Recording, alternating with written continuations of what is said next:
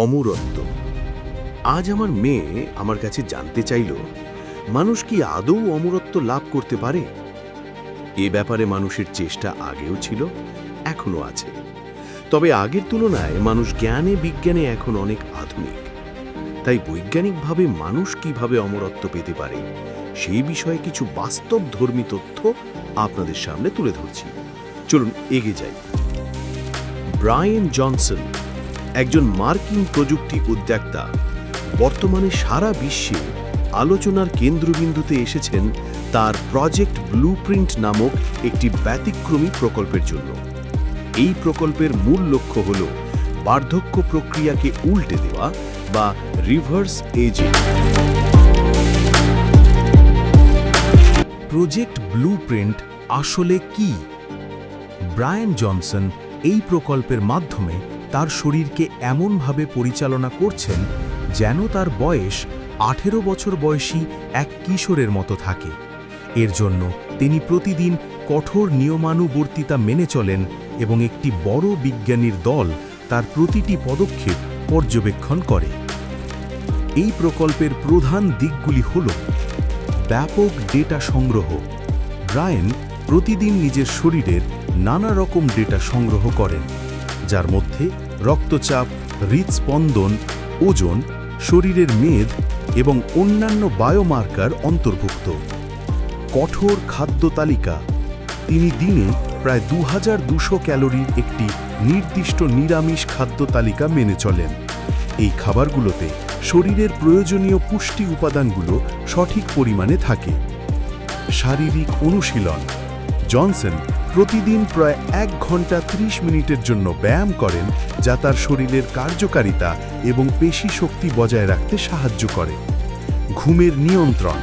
তিনি প্রতিদিন ঠিক রাত 8:30-এ ঘুমোতে যান এবং একটি নির্দিষ্ট সময়ে ঘুম থেকে ওঠেন যাতে তার শরীর সঠিক বিশ্রাম পায়। ডাক্তার এবং বিজ্ঞানীর দল, একটি 30 জনেরও বেশি সদস্যের দল, যার মধ্যে ডাক্তার, বিজ্ঞানী এবং পুষ্টিবিদরা রয়েছেন, নিয়মিতভাবে তার স্বাস্থ্য পরীক্ষা করে এবং ডেটার ওপর ভিত্তি করে তার রুটিনে প্রয়োজনীয় পরিবর্তন আনে। প্রাপ্ত ফলাফল। ব্রায়ান জনসন দাবি করেন যে এই প্রজেক্টের মাধ্যমে তিনি কিছু আশ্চর্যজনক ফলাফল পেয়েছেন। তার দলের মতে তার শরীরের বিভিন্ন অঙ্গ প্রত্যঙ্গের বয়স প্রকৃত বয়সের চেয়ে অনেক কম। হৃৎপিণ্ড। জনসনের হৃৎপিণ্ড 37 বছর বয়সী একজন মানুষের মতো। ফুসফুস। তার ফুসফুস 18 বছর বয়সী একজন মানুষের মতো কাজ করে। ত্বক। তার ত্বকের বয়স 28 বছর বয়সী একজন মানুষের মতো। জনসন বিশ্বাস করেন বার্ধক্য একটি রোগ এবং এটি বিজ্ঞানসম্মত উপায়ে নিরাময় করা সম্ভব। তিনি তার এই প্রক্রিয়া এবং তথ্যগুলো মানুষের সঙ্গে ভাগ করে নিচ্ছেন যাতে অন্যরা এই বিষয়ে উৎসাহিত হতে পারে। তবে এই প্রজেক্টটি নিয়ে কিছু সমালোচনাও রয়েছে। কিছু বিশেষজ্ঞ মনে করেন এই ধরনের কঠোর জীবনযাপন সাধারণ মানুষের জন্য সম্ভব নয় এবং এর কার্যকারিতা সম্পর্কে এখনো কোনো দীর্ঘমেয়াদী গবেষণা নেই। অনেকে এটিকে একটি ব্যয়বহুল এবং বৈজ্ঞানিকভাবে অপ্রমাণিত জীবনযাত্রার পরীক্ষা বলে মনে করেন। একটি এআই চালিত ভবিষ্যতের দৃষ্টিভঙ্গি। ডক্টর বেন গডজেলের একটি এআই চালিত ভবিষ্যতের দৃষ্টিভঙ্গি, যেখানে দীর্ঘায়ু এবং অতি বুদ্ধিমত্তা একত্রিত হয়।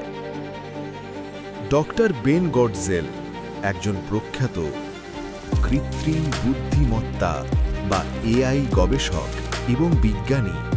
তিনি এমন এক ভবিষ্যতের কল্পনা করেন যেখানে মানবতা এআই এর সাহায্যে দীর্ঘ জীবন ও অতি বুদ্ধিমত্তা অর্জন করবে। এই ধারণাকে তিনি প্রায়শই লং টার্ম ভিশন বা দীর্ঘমেয়াদী দৃষ্টিভঙ্গি বলে উল্লেখ করেন। ভবিষ্যতের মূল ধারণা। ডক্টর গডজেলের দৃষ্টিভঙ্গির কেন্দ্রবিন্দুতে রয়েছে কৃত্রিম সাধারণ বুদ্ধিমত্তা বা এজিআই। এজিআই হলো এমন এক এআই যা মানুষের মতো যে কোনো বুদ্ধিবৃত্তিক কাজ করতে সক্ষম। তার মতে, যদি একবার আমরা এজিআই তৈরি করতে পারি, তবে এটি আমাদের সমাজের প্রতিটি দিককে আমূল পরিবর্তন করবে। গডজেল মনে করেন, এজিআই আমাদেরকে তিনটি প্রধান ক্ষেত্রে সাহায্য করতে পারে। এক, অতি বুদ্ধিমত্তা বা সুপার ইন্টেলিজেন্স। এজিআই মানুষের বুদ্ধিমত্তাকে ছাড়িয়ে যাবে এবং এমন সব সমস্যার সমাধান করতে পারবে যা বর্তমানে আমাদের কাছে অসম্ভব বলে মনে হয়। এর মধ্যে রয়েছে জটিল বৈজ্ঞানিক রহস্য, যেমন মহাবিশ্বের প্রকৃতি বা কোয়ান্টাম পদার্থবিদ্যা। 2, দীর্ঘায়ু বা র্যাডিক্যাল লংজেভিটি। এজিআই বায়োমেডিক্যাল গবেষণাকে এমন এক পর্যায়ে নিয়ে যাবে যেখানে আমরা বার্ধক্য প্রক্রিয়াকে থামাতে বা উল্টে দিতে পারব। এটি মানুষের রোগ প্রতিরোধ ক্ষমতাকে বাড়িয়ে দেবে এবং কোষের ক্ষয় রোধ করবে, যার ফলে মানুষের আয়ু উল্লেখযোগ্যভাবে বৃদ্ধি পাবে। 3, মানব এআই একত্রীকরণ। গডজেল বিশ্বাস করেন, ভবিষ্যতে মানুষ ও এআই একে অপরের সাথে মিশে যাবে। মানুষ তাদের মস্তিষ্কে চিপ বা অন্যান্য প্রযুক্তি ব্যবহার করে এআই এর সঙ্গে সরাসরি যোগাযোগ করতে পারবে, যা আমাদের বুদ্ধিবৃত্তিক ক্ষমতাকে সীমাহীনভাবে বাড়িয়ে দেবে।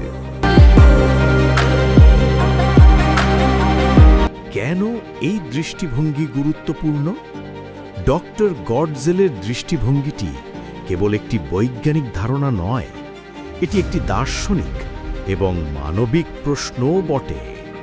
তার মতে, মানুষ যদি বর্তমানের মতো সীমিত বুদ্ধি নিয়ে দীর্ঘজীবন পায়, তবে সেই জীবনের মূল্য কি হবে? তিনি মনে করেন, দীর্ঘায়ু এবং অতি বুদ্ধিমত্তা একে অপরের পরিপূরক। দীর্ঘজীবন পেতে হলে আমাদের বুদ্ধিমত্তাকে বাড়াতে হবে এবং সেই বর্ধিত বুদ্ধিমত্তা আবার দীর্ঘজীবনের নতুন পথ খুলে দেবে। তবে এই দৃষ্টিভঙ্গির কিছু ঝুঁকিও রয়েছে।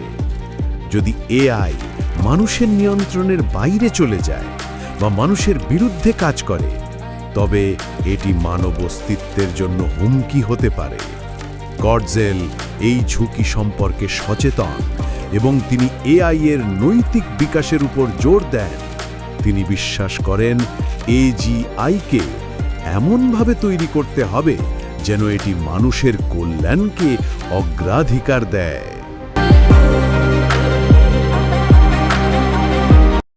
এআই এর প্রকারভেদ। সংকীর্ণ এআই নির্দিষ্ট কাজের জন্য ডিজাইন করা, যেমন Google assistant, facial recognition system. সাধারণ এআই, মানুষের মতো বহুমুখী বুদ্ধিমত্তা, এখনও গবেষণার পর্যায়ে। অতি বুদ্ধিমত্তা, মানুষের চেয়ে উন্নত বুদ্ধিমত্তা, তাত্ত্বিক ধারণা। বর্তমানে আমাদের চারপাশে যা দেখি তা মূলত সংকীর্ণ এআই, যা নির্দিষ্ট কাজে অসাধারণ দক্ষতা প্রদর্শন করে। ভবিষ্যতে এআই এর সম্ভাবনা। এআই এর উন্নতি থেমে নেই। ভবিষ্যতে আমরা দেখতে পাব আরও উন্নত স্বাস্থ্যসেবা, জিন থেরাপি, এআই ডাক্তার, সাধারণ এআই এর বিকাশ, মানুষের মতো বহুমুখী বুদ্ধিমত্তা। মার্স ও মহাকাশ গবেষণায় এআই। নাসার রোভারগুলো এআই ব্যবহার করে।